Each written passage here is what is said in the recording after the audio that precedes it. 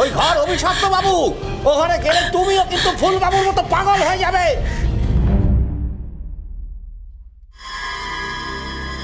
হাড় হিম হরা।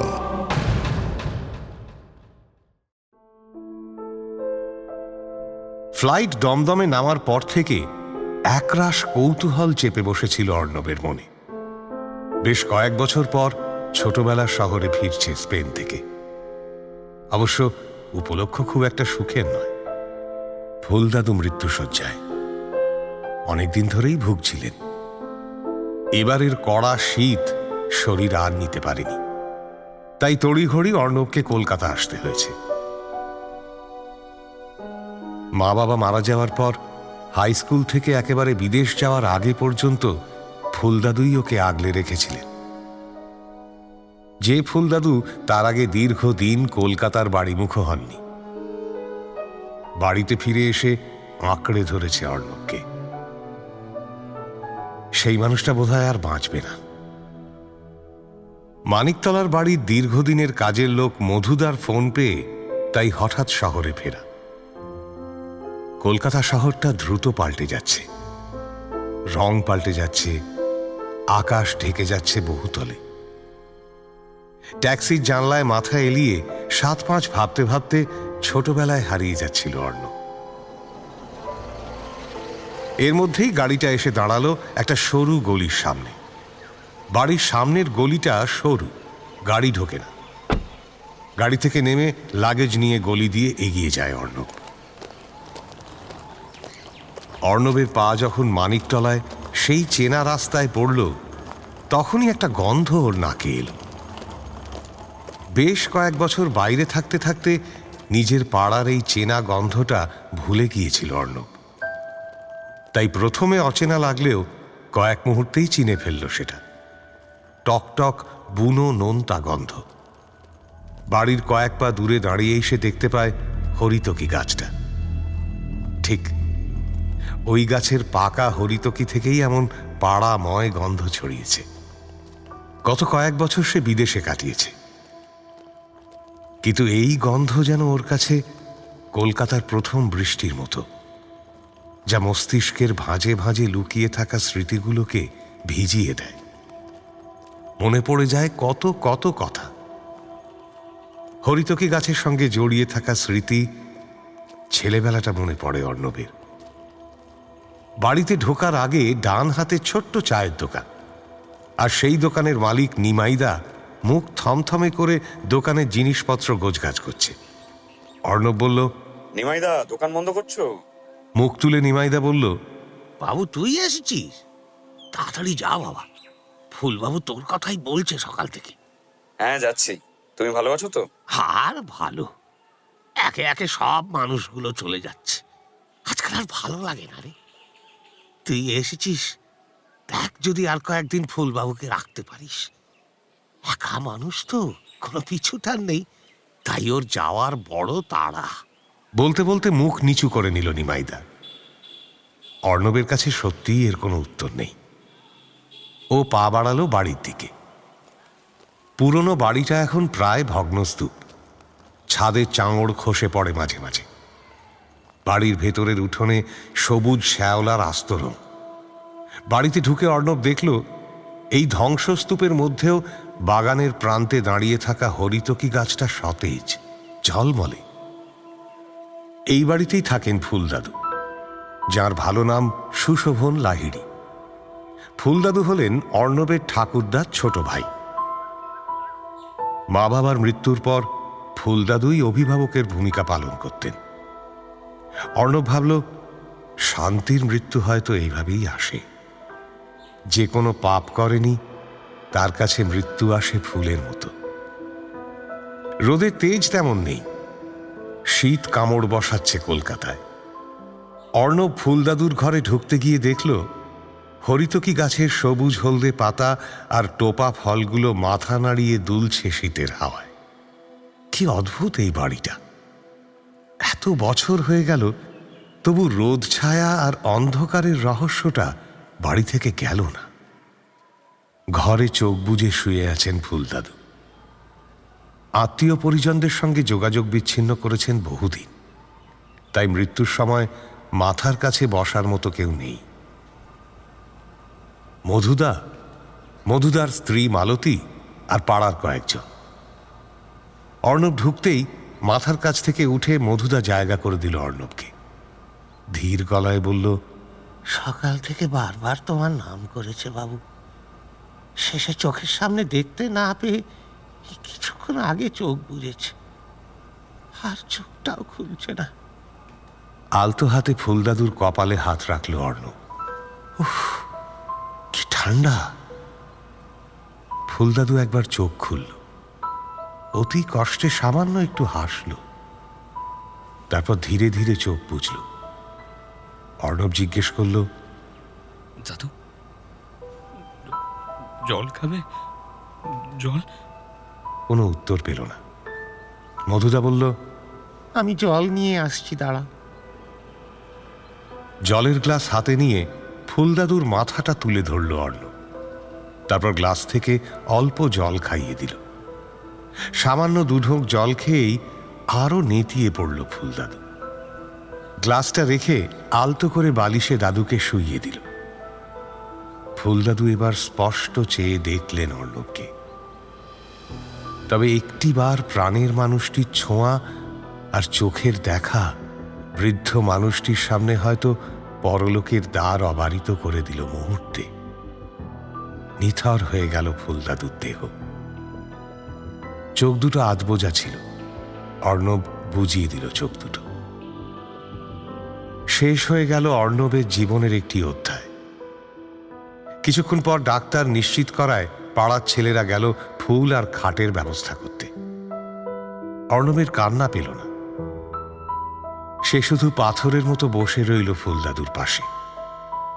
মাঝে মাঝে মুখে হাত বুলিয়ে দিল, চাদরটা টেনে দিল পরিপাটি করে, সাজিয়ে দিল শেষ যাত্রার খাট। তবু কাঁদতে পারল না এক ফোঁটা। শ্মশান থেকে ফিরতে রাত 9টা বেজে গেল ওদের। পাড়ার লোকজন, ছোটবেলার বন্ধু কয়েকজন, আর যারা এসেছিল তারাও 10টার মধ্যেই চলে গেল। খাওয়ার বিশেষ ইচ্ছে ছিল না, তবু খেতে হলো সামান্য। মধুদা খাবারের থালা গুছিয়ে নিয়ে চলে গেল নিজের ঘরে। অর্ণব একা এখন। সমস্ত শৈশব, মা বাবার আবছা স্মৃতি, ফুলদাদুর গায়ের গন্ধ, হরিতকি গাছের গায়ে ঠেস দিয়ে দাঁড়িয়ে থাকা শীত, সব ধীরে ধীরে ঘিরে ধরল অর্ণবকে। দাদুর ঘরের আনাচে কানাচে এখনো ধুলো পড়া বনেদি আনার ছাপ, বইয়ের শেলফে দেশ বিদেশের ঠাসা বইপত্র, পড়ার টেবিলে এখনো উল্টে রাখা জুল ভার্ন আর ফিজিক্সের জার্নাল। অর্ণবের মনে পড়ে, ফুলদাদু ছিলেন এক রহস্যময় চরিত্র। সংসার ধর্ম করেননি, সারাদিন পড়ে থাকতেন পড়াশুনো নিয়ে। বিজ্ঞান, মূলত পদার্থবিদ্যা আর অঙ্ক ছিল তাঁর প্রিয় বিষয়। আর ছিল সাহিত্য। রবীন্দ্রনাথে আসক্ত ছিলেন, দারুণ গান গাইতেন। রবীন্দ্রনাথের নাটক, উপন্যাস, গল্প সবই বারবার পড়তেন। তবে সবচেয়ে প্রিয় ছিল রক্তকরবী। ঘরের এদিক ওদিক নোটবুক, খাতায় ছড়িয়ে থাকতো ইকুয়েশন, পাতার পর পাতা কষা অঙ্ক, আঁকা থাকতো নকশা। কি যে বানাতো, কি যে আবিষ্কারের চেষ্টায় গোটা জীবনটা কাটিয়ে দিল, তা কখনোই জানতে পারেনি অর্ণব। শুধু দেখেছে, বই ঘেঁটে, তারপর রাতের পর রাত জেগে গোপন কিছু একটা তৈরির চেষ্টা করে চলেছেন ফুলদাদু। এইসব ভাবতে ভাবতেই ঘরের পশ্চিম কোণের একটা শেলফ থেকে আলগোছে একটা জার্নাল নামিয়ে নিল অর্ণব। পাতাগুলো হলুদ হয়ে গেছে, কালি আবছা হয়ে আসছে, তবু পড়া যাচ্ছে গোটা গোটা অক্ষরে। জার্নাল জুড়ে অদ্ভুত সব যন্ত্রপাতির নকশা, বিজ্ঞানের কঠিন একাডেমিক এসে। কয়েক পাতা উল্টে কিছুই বুঝতে না পেরে সেটা শেলফে ফেরত রাখতে গিয়েই বাঁধল বিপত্তি। এ কি, জায়গা মতো কিছুতেই ঢুকছে না তো জার্নালটা, কোনো কারণে আটকে যাচ্ছে। টুল নিয়ে উঠে শেলফের ভেতরে হাত দিয়ে চমকে উঠল অর্ণব। এ কি, মনে হচ্ছে কি একটা যেন রয়েছে ভেতরে, শেলফের ভেতরে। কৌতূহল মেটাতে আশেপাশের আরো 2-4টে বই নামিয়ে অজানা বস্তুটাকে টেনে নামালো অর্ণব। মনে মনে বলে উঠল, এটা কিসের বাক্স? কি সুন্দর দেখতে, নকশা যেন নবাবী আমলের, আকারে ছোট কিন্তু ওজন আছে। অর্ণব বাক্সটা খাটে নিয়ে এসে বসল, আলগা করে আটকানো। চাপ দিতেই খট করে একটা লক খুলে গেল, আর সঙ্গে সঙ্গে ঝুপ করে লোডশেডিং। কি কাণ্ড! অন্ধকারে চেঁচিয়ে উঠল অর্ণব। মধুদা! যাই। জবাব দিল মধুদা। কিছুক্ষণের মধ্যেই একটা হ্যারিকেন রেখে গেল। শীতকাল, তাই বিশেষ অসুবিধে হবে না, এই ভেবে ও বাক্সটায় মন দিল। রাত এখন অনেকটাই বেড়েছে। হ্যারিকেনের আলোয় বাক্সটা খুলল অর্ণব। বাক্সর মধ্যে চকচকে একটা লাল কাপড়ে মোড়া ডায়েরি। দেখে মনে হচ্ছে একদম নতুন। কাপড়ের ভাঁজ সরিয়ে অর্ণব দেখল ডায়েরির কাভারে ফুলদাদুর নাম লেখা। কিন্তু একটা ডায়েরি এরকম বিশেষভাবে লুকিয়ে রাখার কি মানে? মানেটা ধরা দিল পর মুহূর্তেই। কাভারটা উল্টাতেই একটা ফিসফিসে মেয়েলি গলার ডাক কানে এসে ধাক্কা মারল। মনে হলো কেউ যেন খুব দূর থেকে অর্ণবের নাম ধরে ডাকছে। সে স্বর শীতের বাতাসের থেকেও সূক্ষ্ম, ফ্যাস ফ্যাসে, স্পষ্ট কিছুই বোঝা যাচ্ছে না। অর্ণব একবার জানলা দিয়ে অন্ধকার রাস্তায় নাচতে থাকা চাঁদের আলোর দিকে তাকালো। তারপর আবার মন দিল ডায়েরিতে। এদিকে মুখ ঘোরাতেই ফের সেই শব্দ। সেটা যেন ক্রমশ এগিয়ে আসছে তার কাছে, আরো কাছে। একটা মেয়ে যেন কিছু একটা বলছে। মন দিতে অর্ণব শুনতে পেল কেউ যেন বলছে, এত দেরি করলে কেন বলো তো? আমি কিন্তু জানতাম তুমি আসবে। ডায়েরির একটা পাতাও তখনও খোলা হয়নি। মনে হলো ধোঁয়ার মতো কিছু একটা ঘুরপাক খেতে খেতে জানলা দিয়ে ঘরে ঢুকে পড়ল, আর হ্যারিকেনের আলোটা কাঁপিয়ে নাচতে লাগলো সারা বাড়ি জুড়ে। ভগ্নপ্রায় বিশাল বাড়ির ইট কাঠ পাথরে ধাক্কা খেয়ে সারা বাড়িতে খেলে বেড়াতে লাগলো সেই মেয়েলি শহর। তার একটাই কথা, এত দেরি করলে কেন বলো তো? আমি কিন্তু জানতাম তুমি আসবে। কয়েক মুহূর্তের মধ্যেই ছুটে গিয়ে জানলাটা দুম করে বন্ধ করে দিল অর্ণব। তার চোখে মুখে আতঙ্ক। বিস্ফারিত চোখে খুঁজে দেখতে চাইছিল সে কোথা থেকে আসছে শব্দটা, কিন্তু বুঝতে পারেনি। অথচ ডায়েরিটা বন্ধ করতেই কাঁপতে কাঁপতে দূরে মিলিয়ে গিয়েছিল সেই ডাক। তখন হাঁপ ছেড়ে বেঁচেছিল অর্ণব। রাতে ডায়েরিটা টেবিলে সরিয়ে রেখে কখন যে ঘুমিয়ে পড়েছিল টেরই পায়নি।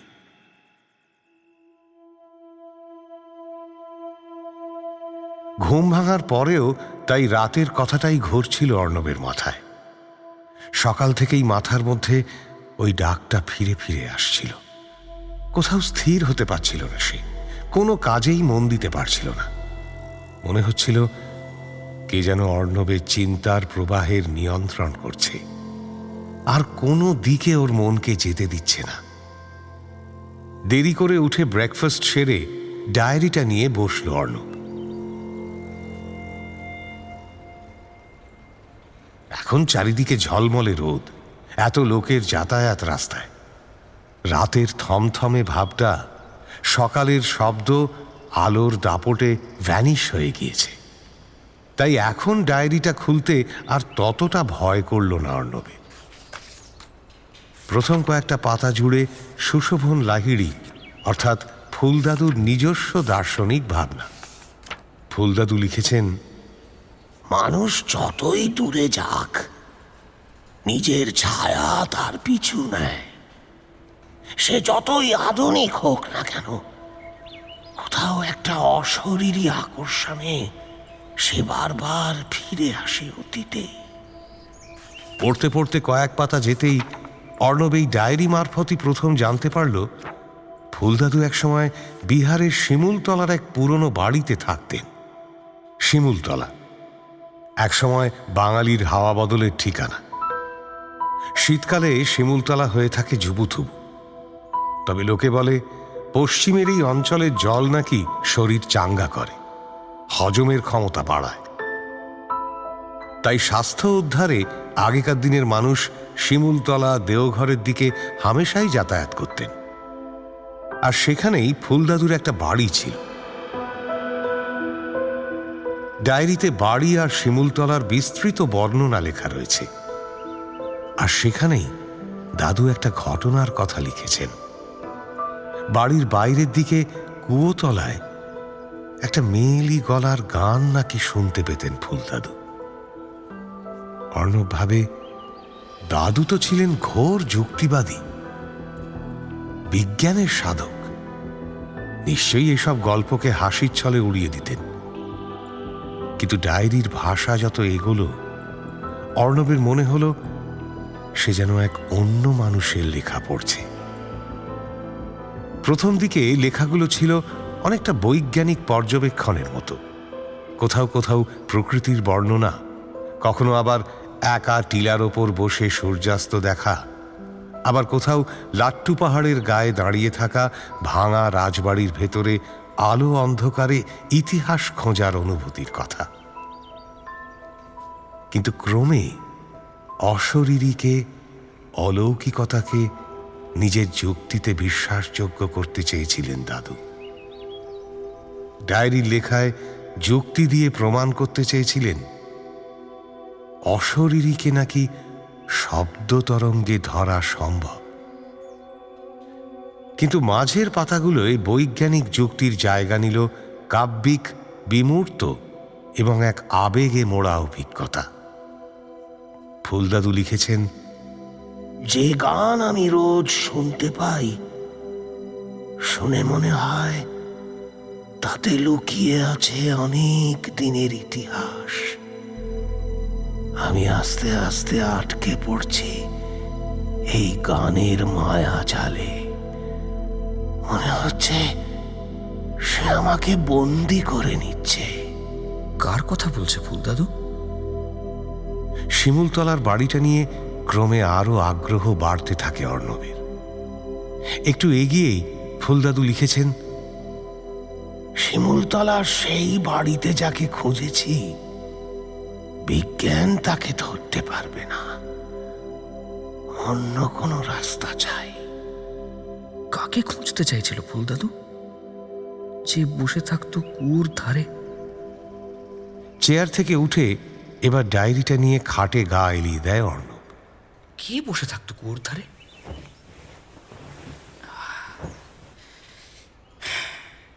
রহস্য যেন ক্রমশ আরো জটিল, আরো গভীর হচ্ছে। ফুলদাদু একটা আশ্চর্য দিনের কথা লিখেছেন ডায়েরিতে। লিখেছেন, আমার বাড়িতে 3টে ঘর, সামনে পেছনে বড় বড় জানলা। ডিসেম্বর মাসে রোদে বসে থাকতে বড় আরাম লাগে। দূরে একটা হরিতকি গাছ আছে, সেটা থেকে কেমন একটা টকটক গন্ধ ভেসে আসে। কিন্তু রোদ চলে গেলেই ভয়ানক ঠান্ডার চাদরে চারিদিক ঢেকে যায়। অন্ধকার নামতেই চারদিক নিশ্চুপ হয়ে যায়। জানলা দরজা বন্ধ করে ঘরের মধ্যে ফ্রিকোয়েন্সি মেশিনটার কাজ করে চলি রোজ। শুধু রাত বাড়লেই শুনতে পাই মেয়েলি গলায় টানা হাই ফ্রিকোয়েন্সির একটা সুর। মাঝে মাঝে মনে হয় ওটা যেন একটা সিগন্যাল, সুরের তরঙ্গ হয়ে ছড়িয়ে পড়ছে আকাশে বাতাসে। আর এই সিগন্যালের তরঙ্গের সঙ্গে আমাকে মেলাতে হবে আমার তৈরি ফ্রিকোয়েন্সি মেশিনকে। তাহলেই আমি তার কাছে পৌঁছতে পারবো। লৌকিকের সঙ্গে অলৌকিকের সেতু বন্ধন করবে এই মেশিন। ডায়েরিটা কিছুটা শেষ করে স্নান খাওয়া সেরে নিয়েছিল অর্ণব, কিন্তু মনে হচ্ছিল যেন একটা নেশা হয়ে গিয়েছে। মনে হচ্ছিল যে মেয়েলি গলা ও শুনতে পেয়েছে আর যে গলার কথা ফুলদাদু লিখেছেন সে দুটো কি একই? কেন আর অন্য কোনো কিচ্ছু সে ভাবতে পারছে না। সারা দিন শুধু ওই কয়েকটা কথাই মাথার মধ্যে ঘুরছে। সারাদিন এই নিয়ে ভাবতে ভাবতেই তার কেটে গেল। এক নাগাড়ে ডায়েরিটা পড়তে পারছিল না অর্ণব। মাঝে মাঝে নানান রকমের ড্রয়িং, সেগুলোর পাশে পাশে লেখা সংকেত বুঝতে সময় লাগছিল। অর্ধেকটা পড়তেই বিকেল গড়িয়ে গেল। পড়ন্ত বেলায় একটু চোখ লেগে গেল অর্ণবে।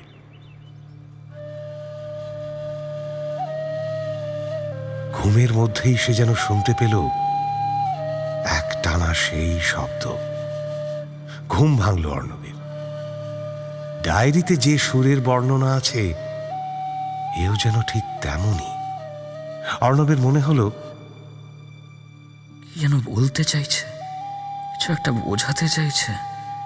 ডায়েরির পাতায় পাতায় শিমুলতলার ওই বাড়ি, সেই বাড়িকে ঘিরে দাদুর গবেষণা আর রহস্যময় নারী, সেই সঙ্গে কাল রাত থেকে নানা শব্দের অর্থহীন সংলাপ আর সংকেত। কেউ যেন সংকেত দিতে চাইছে, কিছু যেন বলতে চাইছে, বোঝাতে চাইছে এই সুরের মাধ্যমে। কি বলতে চাইছে, কি বলতে চাইছে? খুঁজে বার করতে হবে। ফুল দাদু নিশ্চয়ই কোনো সংকেত রেখে গিয়েছেন। খুঁজে বার করতে হবে সেই সংকেত। কিন্তু বাড়িটা কোথায় সেটাই তো জানি না। ডায়েরি পড়ে একটা মোটামুটি আভাস পাওয়া গিয়েছে। স্টেশন থেকে বাঁদিক দিয়ে বেরিয়ে হাঁটা পথ। মিনিট 5 গিয়ে স্কুলের আগে ছোট্ট সাদা একটা বাড়ি। বাড়ির বাইরের দিকে একটা পেল্লায় হরিতকি গাছ। ওই হরিতকি গাছই বাড়িটা নির্দিষ্ট করার একমাত্র চিহ্ন। অর্ণবের মনে পড়ে এবার বাড়িতে ঢোকার মুখে ওর নাকে এসেছিল পাকা হরিতকির টকটক গন্ধ। ফুলদাদুর শিমুলতলার বাড়িতেও এমনই একটি হরিতকি গাছ ছিল বলে লিখেছেন। তাহলে কি এই গাছের সঙ্গেও জড়িয়ে আছে কোনো অলৌকিক ঘটনা? কত রহস্য! অস্থির লাগে অর্ণবের। এদিকে একটানা একটা ঋণ ঋণের শব্দ বেজেই চলেছে কোথাও। কখনো মনে হচ্ছে সেটা তীক্ষ্ণ গলায় কোনো গান, কখনো মনে হচ্ছে সেটা বেহালার মতো কোনো একটা যন্ত্রের শরীরে ছড় টানার তীব্র শব্দ। মোবাইলে রাতের ট্রেনের টাইমিং দেখতে থাকে অর্ণব। 9:30 ট্রেন আছে শিয়ালদা থেকে। সকালে 6:30টার মধ্যে পৌঁছে দেবে শিমুলতলা। হাতের সামনে ছোট ব্যাগ, চার্জার, জলের বোতল, ডায়েরি আর চাদর সোয়েটার নিয়ে অর্ণব ছুট দিল সদর দরজার দিকে। তুলসীতলায় তখন প্রদীপ দিচ্ছিল মধুদা। হন্তদন্ত হয়ে অর্ণবকে বেরোতে দেখে ভাঙা গলায় জিজ্ঞেস করল, কোথায় যাচ্ছ ছোট বাবু? অর্ণব এক ঝটকায় বলল, শিমুলতলা। হতাশ গলায় মধুদা বিড়বিড় করে বলল, তোমাকে ওই পাগলামিতে ধরিছে। রক্ষে করো ভগবান। এই ছেলে না থাকলে বংশে বাতি দেওয়ার মতো যে কেউ থাকবে না গো।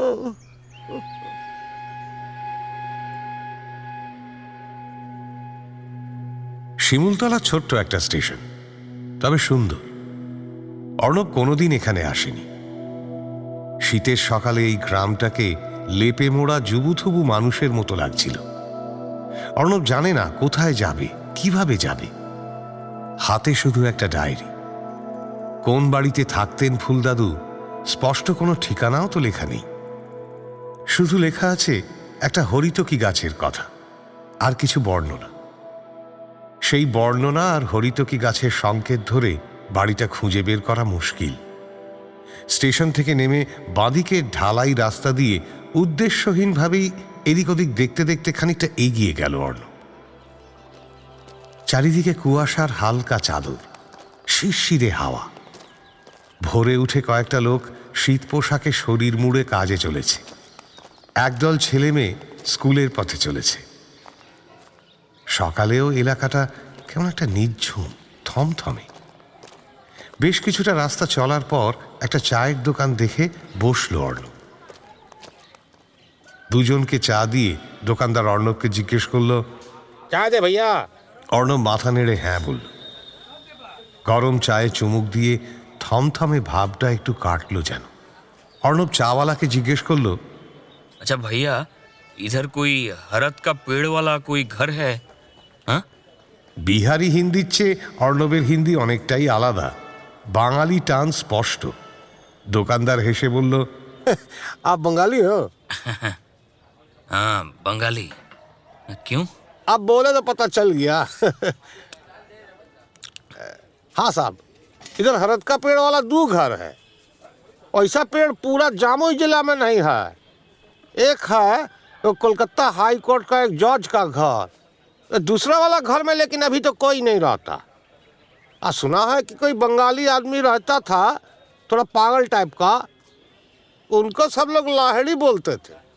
ছোট্ট এই এলাকায় প্রত্যেকের কথা প্রত্যেকেই জানে, কিন্তু এত তাড়াতাড়ি যে সেই বাড়ির সন্ধান অর্ণব পেয়ে যাবে সেটা ভাবেনি। সে তড়াক করে উঠে চায়ের দাম মেটাতে মেটাতে বলল, किधर है वो लाहिड़ी बाबू का घर? यही रास्ते में है, सीधा चला जाइए। और पुराना स्कूल है ना, ऊ का बगल में। ठीक है, ठीक है। মিনিট 5 হাঁটতেই ভেসে এলো পাকা হরিতকির গন্ধ। অর্ণবের কি নেশা হয়ে গেছে এই গন্ধে? ফিরে ফিরে এই গন্ধটা ওকে যেন টেনে নিয়ে যাচ্ছে অসীম অনন্ত এক শূন্যের দিকে। বেশি দূর যেতে হলো না। বাড়িটার সামনে দাঁড়াতেই ও শুনতে পেল কলকাতায় শোনা সেই শব্দটা। কখনো মনে হয় ওটা ফুঁপিয়ে কান্নার শব্দ, কখনো মনে হয় ঘুম পাড়ানি সুর, কখনো মনে হয় একটানা বিলাপ। উত্তুরে হাওয়া বাড়ির সামনের গাছগাছালির মাথায় শোঁ শোঁ করে বইতে শুরু করেছে। তখন বাড়িটা ভূতের মতো দাঁড়িয়ে আছে। বাড়ির জানলা দরজাগুলোর ফাঁক ফোকর দিয়ে হাওয়া ঢোকার নানান শব্দ আরো বিচিত্র পরিস্থিতি তৈরি করেছে। কয়েক সেকেন্ডের মধ্যেই অর্ণবের মনে হলো ও যেন এই বাস্তব জগতে আর নেই, আছে অন্য কোনো অন্ধকার আবছা স্যাঁতস্যাঁতে ছাই রঙা পৃথিবীতে। বাড়ির বেড়ার গেটটা খোলাই ছিল। সেটা পেরিয়ে বাড়ির সদর দরজার দিকে এগোতে গেল অর্ণব। এমন সময় একটা তীব্র কর্কশ কণ্ঠ ভেসে এলো। দাঁড়ান, কোথায় যাচ্ছেন? কাকে চান? আচমকা ধমকের সুর শুনে একটু ঘাবড়ে গেল অর্ণব। ডান দিকের বাগান থেকে এগিয়ে এলেন এক প্রৌঢ়, মাটি মাখা হাতে পায়ে। বাগানে কাজ করছিলেন বোধহয়। বললেন, দেখে তো এখানকার মনে হচ্ছে না, বাঙালি। আপনি বুঝলেন কি করে আমি বাঙালি? লোকটি ধমকের সুর বজায় রেখেই বলল, আগে বলুন যাচ্ছেন কোথায়? অন্য লোকের বাড়িতে এমনভাবে ঢুকে পড়ে কেউ? না মানে আমি আসলে একটা জিনিসের খোঁজে এসেছি। কি জিনিস? আমার দাদুর একটা ডায়েরি আমি পেয়েছি। সেই ডায়েরিতে এই বাড়ির কথা অনেক লেখা আছে। এছাড়াও অন্য অনেক কিছু আছে। এ বাড়িতে আমার দাদু অনেক দিন ছিলেন। 1 মিনিট, দাদু? কি নাম আপনার দাদুর? সুশোভন লাহিড়ী। নামটা শুনেই লোকটা দুপা পিছিয়ে যায়। দেখে মনে হয় লোকটার মাথায় আকাশ ভেঙে পড়েছে। যেন হঠাৎ বন্যার জলের মতো অতীত, ইতিহাস, স্মৃতি সমস্ত বাঁধ ভেঙে ঢুকে পড়েছে মনের মধ্যে। লোকটা অস্ফুটে বলে, তুই ফুলবাবুর নাতি? না না, তুই এসো না এ বাড়িতে, ফিরে যাও, চলে যাও, তুমি পাগল হয়ে যাবে, তোমাকে ওই মেয়েটা পাগল করে দেবে। যাও যাও, চলে যাও এখান থেকে, চলে যাও। বলেই লোকটা অশক্ত পায়ে দ্রুত হেঁটে বাগানের অন্য দিকে চলে গেল। অর্ণব হতভম্ব হয়ে লোকটার পিছু নেয়, বলতে থাকে, দাঁড়ান দাঁড়ান দাঁড়ান দাঁড়ান, শুনুন শুনুন, আপনি দাঁড়ান। আরে কি বলছেন আবোল তাবোল, আমার কথাটা শুনুন। বাড়ির পেছন দিকের কয়েকটা গাছের গোড়া বাঁধা। কিছুটা এসে লোকটা ধপ করে একটা বেদির ওপর বসে পড়ে। অর্ণব কাছে এসে বলে, কি হলো হঠাৎ আপনার? হ্যাঁ, কে কে পাগল করে দেবে? কি বলছেন আপনি? লোকটি বলে, বাবা, বাবা, আমি তোমার দুটি পায়ে পড়ি, তুমি ফিরে যাও।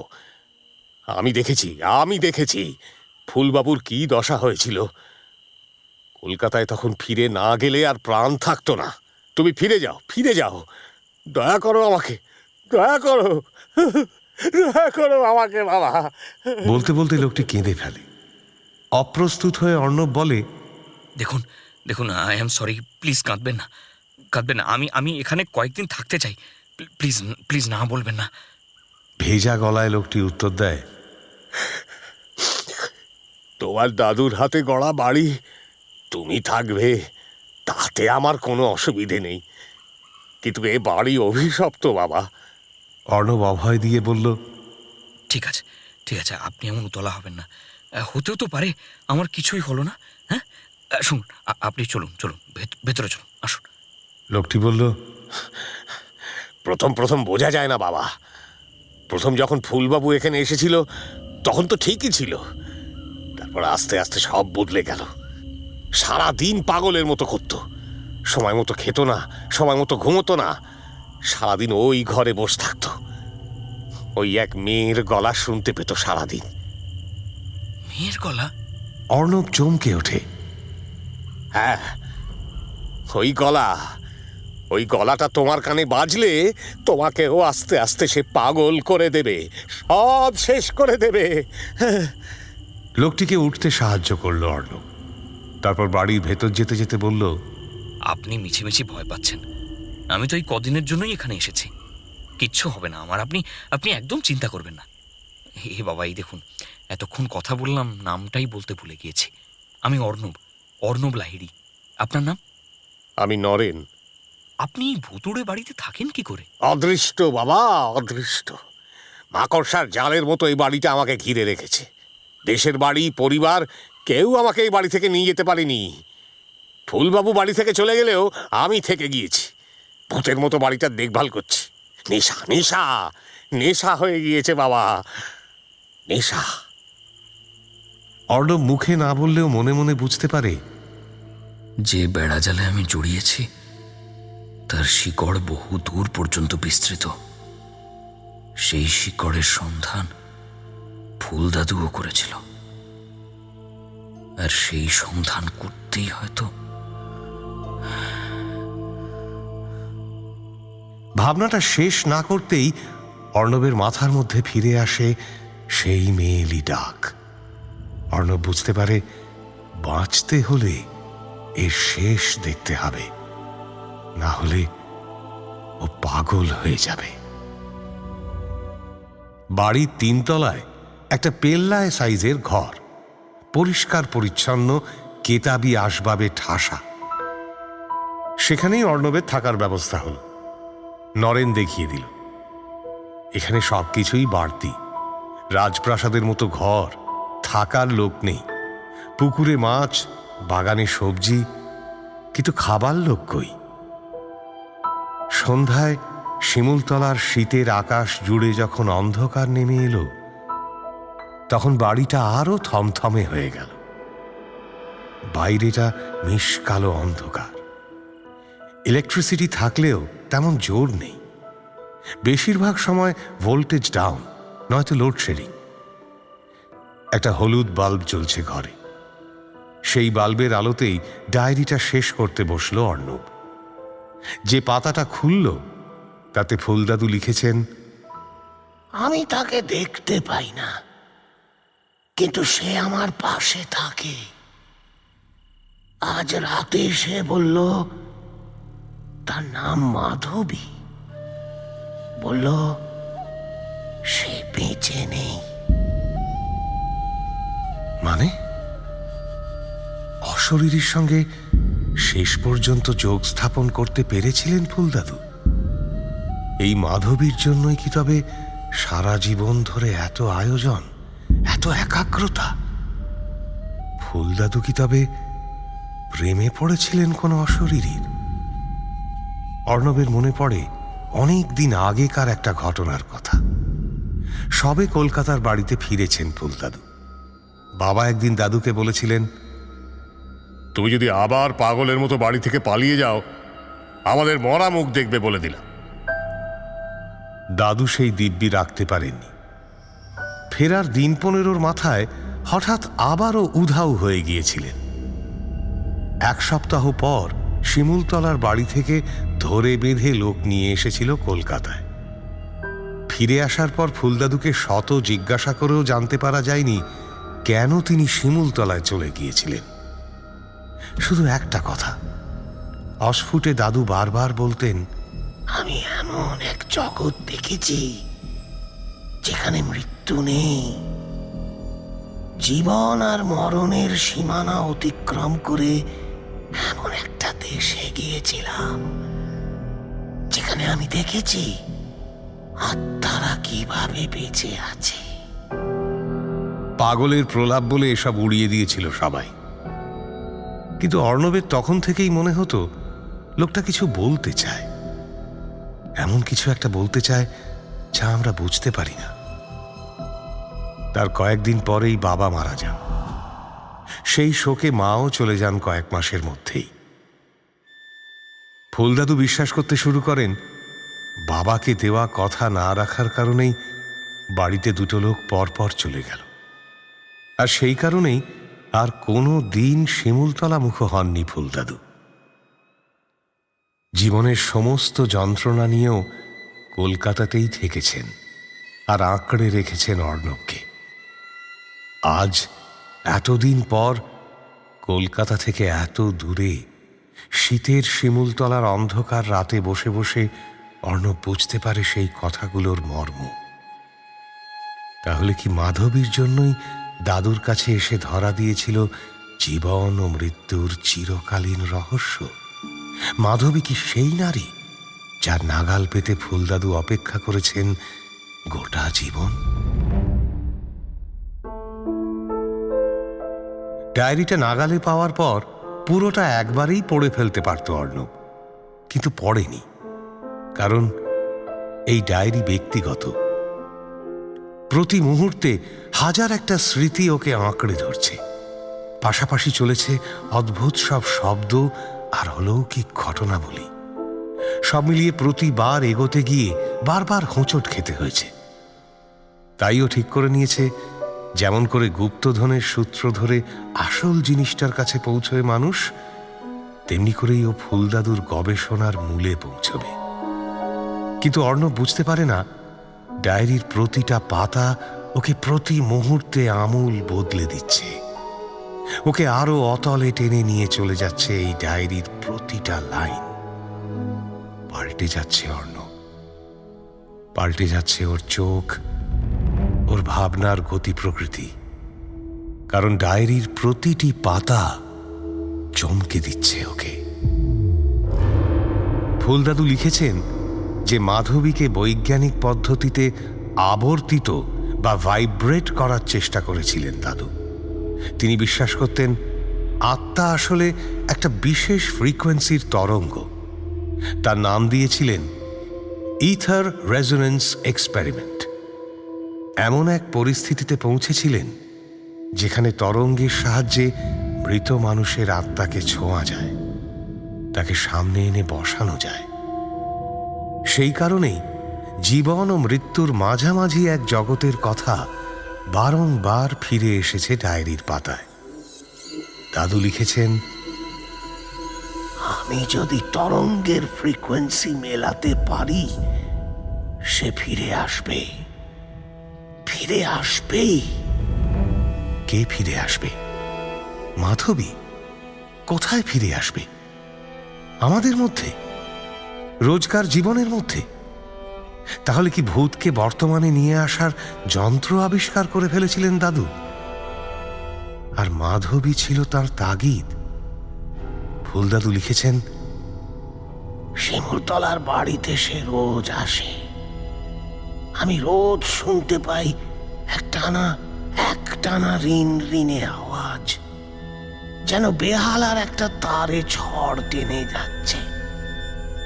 বন্ধু বিজ্ঞানীদের কাছে শুনেছি অন্য গ্রহের প্রাণীরা সংযোগ স্থাপন করার জন্য পৃথিবীতে নানান দৈর্ঘ্যের তরঙ্গের সিগন্যাল পাঠায়, সংকেতের মতো।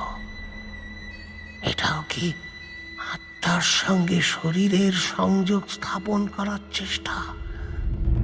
আমি জানি সে রোজ আমার আশেপাশে এসে আমাকে তার কথা বোঝাতে চায়, সংযোগ স্থাপন করতে চায়। আমি তার মানে বুঝতে পারি না। মনে হয় সে যেন একটা কিছু বলতে চাইছে, যন্ত্রণায় আছে। তবে শিগগিরই বুঝবো। 3 তলায় আমার ল্যাবে একটা যন্ত্র আমি তৈরি করে ফেলেছি, প্রায় একটা ফ্রিকোয়েন্সি রিসিভার, যার মাধ্যমে আমি আত্মার বিশেষ তরঙ্গকে রিসিভ করতে পারবো, তার সঙ্গে সংযোগ স্থাপন করতে পারবো। সে তখন আমার একদম পাশে বসবে, কথা বলবে, কি তার বাসনা আমি শুনতে পাবো। অক্ষরগুলো থেকে অর্ণব চোখ সরাতে পারে না। এ কি সত্যি কথা? এমন হয় নাকি? এরকম একটা যন্ত্র ফুলদাদু তৈরি করতে পেরেছিলেন? কোথায় সেই যন্ত্রটা? আর যন্ত্রটা পেলে তো আরো অনেক মানুষদের ফিরিয়ে আনা যায় মাকে, বাবাকে। একলা লাগলে ওদের সঙ্গে বসে কথা বলা যায়। ফুলদাদু লিখেছেন, আজ আমি তাকে ডেকেছিলাম, সে এসেছে। আমরা অনেকক্ষণ কথা বলেছি, অনেকক্ষণ। কিভাবে মৃত্যুর যন্ত্রণা ওকে সইতে হয়েছে সেসব কথা আমি শুনেছি। ওকে মেরেছিল ইংরেজ সাহেবের দল। দেশের জন্য ওই বয়সেই প্রাণ খুইয়ে ওকে চলে যেতে হয়েছিল। কিন্তু সেই থেকে আজ পর্যন্ত ও মুক্তি পায়নি, আটকে আছে। কিন্তু আমি ওকে মুক্ত করব কি করে? আমি যে ওকে ভালোবেসেছি, না দেখে, শুধু কথা শুনে। ওকে মুক্ত করে দিলে ও তো চিরকালের মতো হারিয়ে যাবে অন্ধকারে। না, আমি ওকে হারিয়ে যেতে দিতে পারি না। ওকে থাকতেই হবে আমার সঙ্গে। আমি অনেক কষ্ট করে ওকে পেয়েছি, আর আমি ওকে কখনোই হারিয়ে যেতে দিতে পারবো না, কখনোই না। কেউ বুঝবে না আমার এই পাগলামি। আমার ল্যাবে যদি কেউ আসে, মাধবীর উপস্থিতি যদি তাদের দেখিয়ে দিতে পারি, তাহলে হয়তো সবাইকে বিশ্বাস করাতে পারবো যে আমি পাগল নই, যা বলছি সব সত্যি। ল্যাবে যেতে হবে এক্ষুনি। এই রহস্য ভেদ করতে গেলে ল্যাবে যেতে হবে। চিৎকার করে নরেনকে ডাকে অর্ণব। নরেন! হাঁপাতে এসে নরেন বলে, কি হলো? তাড়াতাড়ি উপরের ঘরে যেতে হবে। চাবি দেওয়া নাকি খোলা আছে? হ্যাঁ, ছাদের ঘর? আরে হ্যাঁ। সেখানে গিয়ে কি করবে গো? ও ঘরে তো তোমার দাদুর ভাঙাচোরা কিছু জিনিস ছাড়া আর কিছুই নেই। ফুলবাবু বাড়ি থেকে চলে যাওয়ার পর আমি নিজেই আর কোনোদিন ওই ঘরে যাইনি। মাঝে মাঝে অদ্ভুত সব শব্দ শুনতে পাই ওই ঘর থেকে। না, ও ঘরে আমি তোমায় কিছুতেই যেতে দেবো না। অর্ণবের তখন দিকবিদিক জ্ঞান নেই। সে ধাক্কা মেরে নরেনকে সরিয়ে দিয়ে ছুটে চলে যায় সিঁড়ির দিকে। নরেন চিৎকার করতে থাকে, ওই ঘর অভিশপ্ত বাবু, ও ঘরে গেলে তুমিও কিন্তু ফুলবাবুর মতো পাগল হয়ে যাবে। এমন সময় নরেন শুনতে পায় হাসি।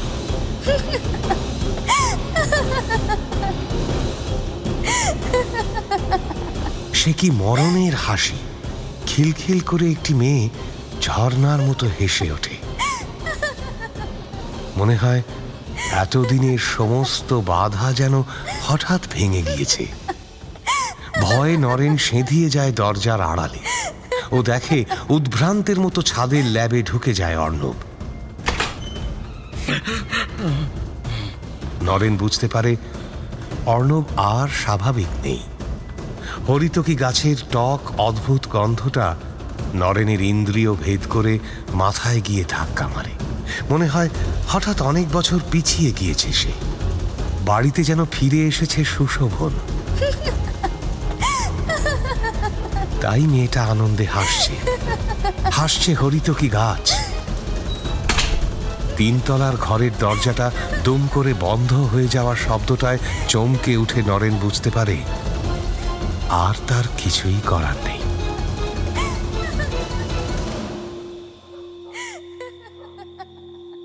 দরজাটা কখন বন্ধ হয়ে গেছে অর্ণব বুঝতে পারেনি।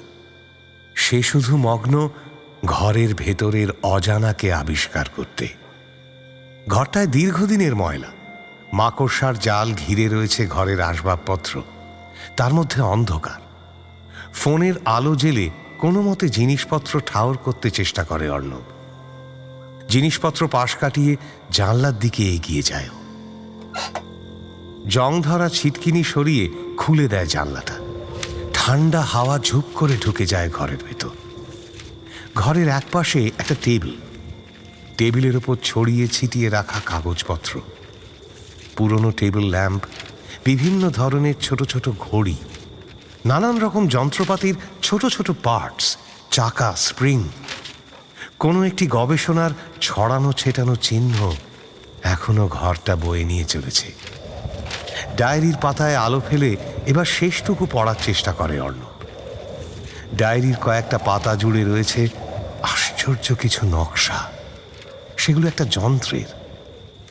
অর্ণবের বুঝতে বাকি থাকে না এই যন্ত্রটাই সেই রিসিভার, যার মাধ্যমে আত্মার তরঙ্গকে মানবিক ইন্দ্রিয় গ্রাহ্য করা যাবে। কিন্তু সেই যন্ত্রটা কোথায়? ডায়েরির পাতা উল্টে দেখে অর্ণব। হ্যাঁ, পেয়েছে। লেখা আছে, আমার বানানো যন্ত্রটা যে কোনো সময় অসৎ মানুষের হাতে পড়লে বিপদ হতে পারে, সেই কারণে এই যন্ত্রটা আমাকে লুকিয়ে রাখতে হয়েছে। তবে উপযুক্ত মানুষ এটি খুঁজে পেতে পারেন, আর খুঁজে পেয়ে এই ঘরে যদি সেটিকে চালু করা যায় তাহলেই মাধবী আসবে, কারণ ও আমার সঙ্গেই এই ঘরে থাকে। এখানে ওর অবাধ যাতায়াত। যন্ত্রটা চালালে ওকে সবাই বুঝতে পারবে আমি কাউকে মিথ্যে বলিনি। সত্যিই আমি মাধবীকে ভালোবাসি। মানুষ না হলেও আমি ওকে ভালোবাসি। অর্ণব বড় হয়ে শুনেছে কোনো এক মহিলার সঙ্গে থাকতে পারেননি বলে ফুলদাদু আর কোনোদিন বিয়ে করেননি। কিন্তু সেটা যে মাধবী, এতদিন সেটা জানতো না অর্ণব। আজ এই কথাটা ওর কাছে পরিষ্কার হল। কিন্তু যন্ত্রটা না পেলে তো মাধবীকেও পাওয়া যাবে না। তাই সে ফের ডায়েরিতে মন দেয় ক্লু এর সন্ধানে। সেখানে লেখা, যন্ত্রটা আমি রেখে দিয়েছি ঘরের দক্ষিণ দিকের বুক শেলফের পেছনে একটা চোরা কুঠুরিতে। তবে সহজে তার নাগাল পাওয়া যাবে না। আমাকে যারা অন্তর থেকে ভালোবাসেন তারাই ওটার নাগাল পাবেন। তার জন্য শেলফের উপরের তাকে থাকা আমার সবচেয়ে প্রিয় বইটা নামাতে হবে। বইয়ের ভেতরে আছে চাবি। সেই চাবি দিয়ে শেলফের দ্বিতীয় তাকের বাঁ দিকের কোণায় থাকা তালাটা খুলতে হবে, আর তাহলেই খুলে যাবে চোরা কুঠুরির দরজা। ফুলদাদুর পছন্দের বই? কি বই? কি বই? দেখি দেখি দেখি। মাথায় চাপ দিয়ে মনে করার চেষ্টা করতে করতে শেলফের দরজাটা খোলে অর্ণব। এই তো। শেলফের সবচেয়ে ওপরের তাকে রয়েছে বিজ্ঞান ও পদার্থবিদ্যার তত্ত্বের কঠিন কঠিন সব বইপত্র। তার মধ্যে একটা বই বেমানান। রক্তকরবী, রবীন্দ্রনাথের রক্তকরবী। ছেলেবেলা থেকেই রবীন্দ্রসঙ্গীত গাইতেন ফুলদাদু। রবীন্দ্রনাথকে জীবনেও ধারণ করতে চাইতেন। আন্দাজে শেলফ থেকে রক্তকরবীটা টেনে নামায় অর্ণব। সেই বইয়ের পাতা উল্টাতেই ভেতরে পেয়ে যায় একটা চাবি। সেই চাবিটা এখনো চকচকে নতুনের মতো। এবার খুঁজতে হবে তালাটা। দ্বিতীয় তাকের বাঁদিকের কোণায় হাতড়ে তালাটা খুঁজতে শুরু করে অর্ণব। ঘরের জানলা দিয়ে তখন পূর্ণিমা চাঁদের আলো ভেতরে চলকে পড়ছে। শীতের রাতের আকাশ ঝকঝকে পরিষ্কার, তাই চাঁদের আলো অবাধে এসে ঢুকছে ঘরে। অর্ণব শেলফের কাছে গিয়ে দাঁড়ায়। ওর মনে হয় কে যেন ওর পেছনে এসে দাঁড়িয়েছে। ঘন ঘন নিঃশ্বাস পড়তে থাকে অর্ণবের। কলকাতা থেকে এই অবধি একের পর এক অলৌকিক ঘটনা, ভৌতিক গলার স্বর, নানান রকমের আওয়াজ, গন্ধ পেতে পেতে এখন প্রাথমিক ভয়টা কাটিয়ে ফেলেছে অর্ণব। কিন্তু তবু অজানাকে ভয় তো করেই।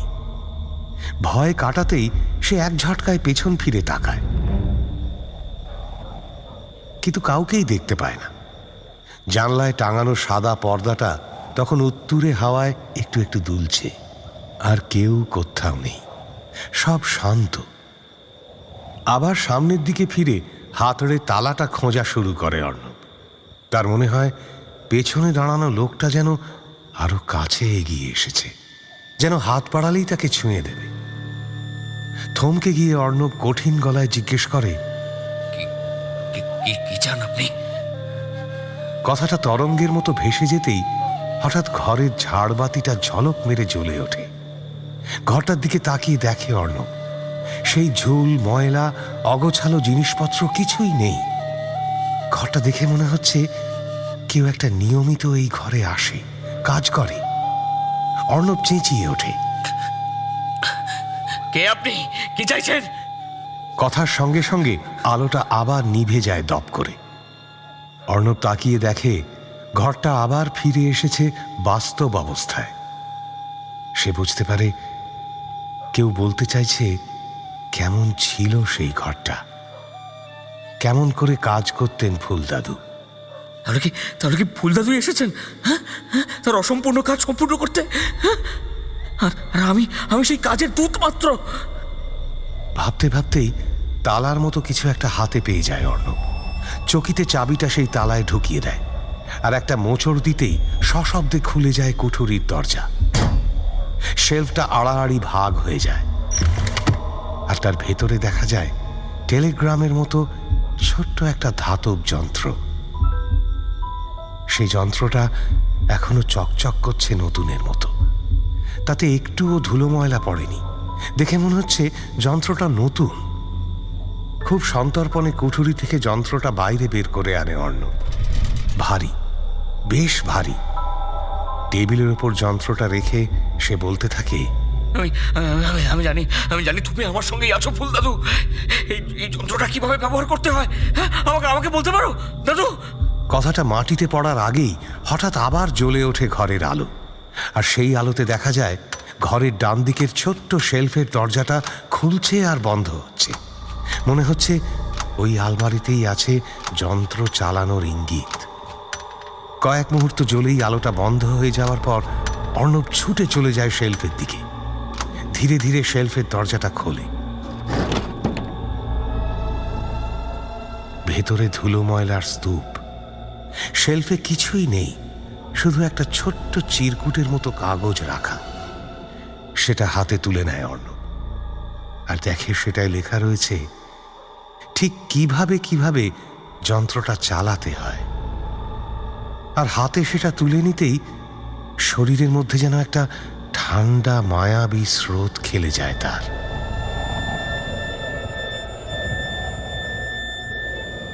তার হাতেই এখন রয়েছে বিজ্ঞানের সমস্ত সত্যকে ওলটপালট করে দেওয়ার মতো এক যন্ত্রের চাবিকাঠি। রয়েছে এমন এক সূত্র যা দিয়ে মরণের ওপারের জগৎকে দেখা যায়, জানা যায় সেই জগতের বাসিন্দাদের। এও কি সম্ভব? বিস্তৃত কালো একটা জগতের কাছাকাছি এভাবেও কখনো পৌঁছানো যেতে পারে? কে জানে। চাঁদের ঝকঝকে আলোয় কাগজ দেখতে দেখতে যন্ত্রটা চালানোর প্রক্রিয়া শুরু করে অর্ণব। বেশি ঝামেলা করতে হয় না। 3-4টে লিভার এদিক ওদিক করতেই একটা রেডিও সিগন্যালের মতো শব্দ শুরু করে যন্ত্রটা। আর যন্ত্রের ওপরের দিকে জ্বলে ওঠে একটা হালকা নীল আলো। সেটা কাঁপতে শুরু করে। অর্ণব হাত সরিয়ে অপেক্ষা করতে শুরু করে। তরঙ্গটা কাঁপতে কাঁপতে নানান রকম শব্দ করে।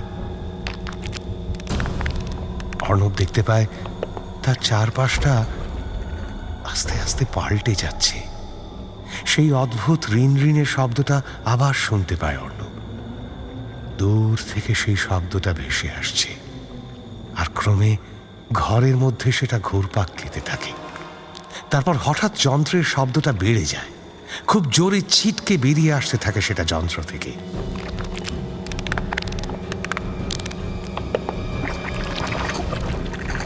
আর যন্ত্রের মধ্যে থাকা ছোট্ট হুইলটা জোরে ঘুরতে শুরু করে।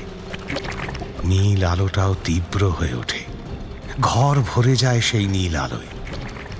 মেশিনের সামনের দিকে একটা ছোট্ট সাউন্ড বক্সের মতো লাগানো, সেটা থেকেই বেরিয়ে আসে আশ্চর্য সুন্দর একটি মেয়েলি স্বর।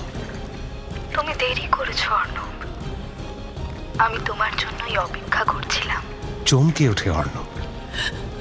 আমার নাম আপনার আমার নাম এই মহিলার মুখে। কে এই মাধবী? দূরে সেই একটানা ছড়টানা শব্দ হঠাৎ বদলে যায় হোয়াইট নয়েজে। আর সেই ঘ্যাস ঘ্যাসে শব্দের মধ্যে থেকেই মহিলার কণ্ঠস্বর শোনা যায় আবার। তুমি দেরি করেছো, বড্ড দেরি করেছো। তুমি দেরি করেছো অর্ণব, এতটা দেরি করলে কেন বলো তো? থতমত খেয়ে অর্ণব এবার উত্তর দেওয়ার চেষ্টা করে। কে আপনি? কে আপনি? আমার জন্য কেন অপেক্ষা করছিলেন? মানে কি? যন্ত্র থেকে উত্তর ভেসে আসে, তুমি তোমার প্রশ্নের সব উত্তর পাবে অর্ণব, তার আগে আমার কথা শোনো। অর্ণব বলে, আমার জন্য কেন অপেক্ষা করছিলেন আপনি? সেই কথাটা আপনাকে বলতেই হবে, না হলে কিন্তু আমি কোনো প্রশ্নের জবাব দেব না। এবার যন্ত্র থেকে জবাব আসে, তুমি সুশোভনের হয়ে ফিরে এসেছো আমার কাছে। শোনো, আমার কাছে বেশি সময় নেই। সুশোভন চলে যাওয়ার পর আমার সমস্ত পার্থিব বন্ধন মুক্ত হয়েছে। আমার আত্মা সমস্ত চাহিদা থেকে মুক্তি পেয়েছে। আমার বিমূর্তে মিলিয়ে যাওয়ার সময় হয়েছে অর্ণব। তার আগে আমি একটা কাজ করে যেতে চাই। কি কাজ? কি কাজ? তুমি বাড়ির হরিতকি গাছের কাছে গিয়ে দাঁড়াও, আমাকেও সঙ্গে করে নিয়ে চলো অর্ণব। ওখানেই আমাদের শেষ কাজটা করতে হবে। অর্ণব কথাটা শুনতে শুনতেই উঠে দাঁড়িয়েছিল। দরজা ধাক্কা দিয়ে খুলে সে যন্ত্রটা নিয়ে ছুটতে ছুটতে হরিতকি গাছের তলায় এসে দাঁড়া। হরিতকি গাছের গায়ে শীতের হাওয়া তখন তরঙ্গ তুলেছে। চাঁদের আলোয় একটা ভুতুড়ে ছবি তৈরি হয়েছে বাড়ির বাগানে। অর্ণব ছুটে বেরিয়ে এসেছে দেখে বেরিয়ে এসেছে নরেনও। নরেনের চোখে ভয়, আতঙ্ক। আর অর্ণব যেন অন্ধকারে নেশাগ্রস্তের মতো ছুটছে। চোখ লাল, নীল আলোয় তার মুখ চকচক করছে। সব দেখে নরেনের চোখ জলে ভরে যায়। সে যেন সুশোভনকে দেখতে পায়, সেই কবেকার ফুলবাবুকে দেখতে পায় চোখের সামনে। গাছের তলায় দাঁড়িয়ে অর্ণব সেই মেশিনকে জিজ্ঞেস করে, বলুন বলুন, কি কাজ শেষ করতে হবে?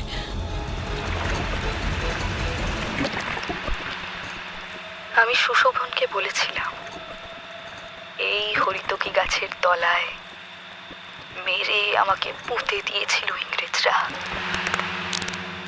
আমি ছিলাম ব্রিটিশ আমলের সশস্ত্র বিপ্লবী দলের সদস্য। আমরা এখান থেকে বিহার আর বাংলার বিভিন্ন জায়গায় অস্ত্র পৌঁছে দিতাম। কখনো কখনো ডাইরেক্ট অ্যাকশনও করেছি। একদিন রাতে আমাদের বাড়ির একতলার ঘরে থাকা আমাদের গুপ্ত ঘাঁটিতে অতর্কিতে আক্রমণ করে ইংরেজ পুলিশ। আমাকে মেরে এখানে পুঁতে রেখে দিয়ে যায় ইংরেজরা। সুশোভনকে আমি সব কিছু বলেছিলাম, কিন্তু ও বলতো ওই কবর থেকে তুলে আমাকে মুক্তি দিলেই ও আর আমাকে পাবে না। আমি পৃথিবীর তরঙ্গের মাঝে আর কখনোই থাকবো না, মিলিয়ে যাব বিমূর্তে। ভালোবাসার টানে আমিও কোনোদিন সুশোভনকে ফেলে যেতে পারিনি, কিন্তু একদিন হঠাৎ ওকে এই বাড়ি থেকে তুলে কলকাতায় নিয়ে যায় কয়েকজন। তারপর থেকে তো আর দেখাও হয়নি, কথাও হয়নি। আমি জানি সুশোভন মুক্তি পেয়ে মিলিয়ে গেছে বিমূর্তে, কিন্তু আমি আজও আটকা পড়ে আছি এই বাড়ির হরিতকি গাছের গোড়ায়।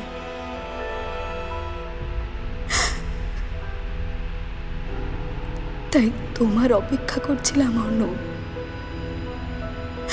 আমি জানতাম তুমি আসবে অর্ণব। এবার আমাকে মুক্ত করো। অর্ণব যন্ত্রটা পাশে রেখে পড়ে থাকা একটা কোদাল কুড়িয়ে নিয়ে খুঁড়তে শুরু করে মাটি।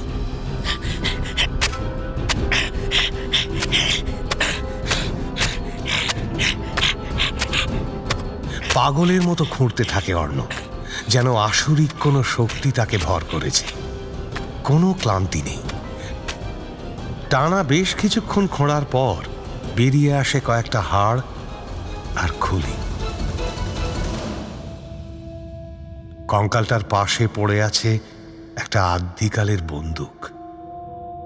বন্দুক, হাড় আর খুলিটা তুলে আনে অর্ণব। তারপর বাগানে এলোমেলো ছুটোছুটি করে জড়ো করে কাঠ, কেরোসিন। তারপর সেই কঙ্কালটিকে শুইয়ে দেয় সেই জড়ো করে সাজানো চিতার উপর। ধরিয়ে দেয় আগুন। হরিতকি গাছের ডাল থেকে ঝরে পড়ে শুকনো পাতা, যেন প্রকৃতি নিজে অঞ্জলি দেয়, শ্রদ্ধায় নত হয়। সামনে দাঁড়িয়ে অর্ণব দেখে যন্ত্রের আলোটা নিভে আসছে, চাকার গতি কমে আসছে, সবটা মিলিয়ে যাচ্ছে। নরেনও এবার ধীরে ধীরে এগিয়ে আসে বাগানের দিকে, আর এসে হাত রাখে অর্ণবের কাঁধে। সারা রাত ওরা বাগানেই বসেছিল। ধীরে ধীরে মাধবীর কঙ্কাল পুড়ে ছাই হয়ে গিয়েছে। ওরাও ফিরে গেছে ঘরে। যন্ত্রটা আবার তুলে রেখেছে কুঠুরিতে। মাধবীর সমস্ত জিনিসগুলো পুড়িয়ে ফেলেনি অর্ণব। সেই আদ্যিকালের বন্দুকটা অর্ণব রেখে দিয়েছে নিজের কাছে। আর আছে একটা রক্তস্নাত হরিতকি। রাতের কাজটা শেষ হওয়ার পর নিজের ঘরের টেবিলে একটা রক্তস্নাত হরিতকি পেয়েছিল অর্ণব। আর সেটাই হয়ে রয়েছে মাধবী আর ফুলদাদুর একমাত্র স্মৃতি। আজকে রাতে ওই যন্ত্রটা নিয়ে আবার বসবে অর্ণব। ও বুঝতে পেরেছে আর কোনো দিন ওর স্পেনে ফিরে যাওয়া হবে না। যন্ত্রটা আসলে একটা নেশার মতো, আসলে একটা মায়া। অশরীরীকে কাছে পাওয়ার আশ্চর্য এক মায়া আছে এই যন্ত্রে, যাকে ছেড়ে যাওয়া অসম্ভব।